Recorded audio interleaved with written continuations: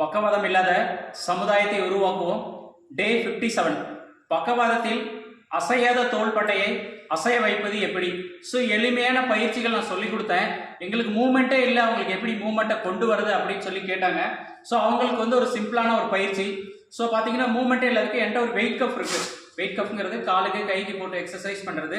இந்த wait cup உள்ளார பார்த்தீங்கன்னா விரலை இப்படி விட்டுட்டேன். இந்த விரல்லாம் மடிஞ்சு போயிருக்கும். இப்படி விட்டுட்டோம்னா அதுக்கப்புறம் கையை இப்படி வச்சுட்டு இந்த பார்த்தீங்கன்னா இந்த கையை இப்படி உள்ளார இப்படி வெளியில் இப்படி அசைச்சோம் அப்படின்னா தோள்பட்டையில் இந்த மூமெண்ட் வந்து நல்லா இம்ப்ரூவ் ஆகும். அதே இதை இந்த பக்கம் வச்சுட்டு இப்படி சைடில் போகலாம், இப்படி ஹாஃப் சர்க்கிளில் கூட போகலாம்.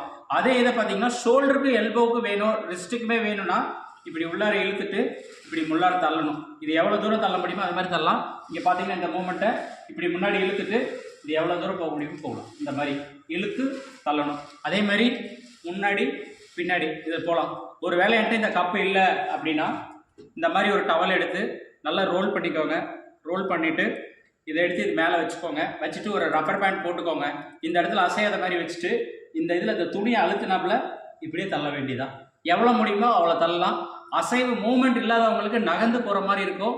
ஒரு 1 வீக்குலேருந்து ஒரு 2 வீக்ஸ் பண்ணோம் அப்படின்னா மூமெண்ட் இம்ப்ரூவ் ஆக ஆரம்பிச்சிச்சுன்னா அடுத்த விஷயத்துக்கு போகிறதுக்கு ஈஸியாக இருக்கும்.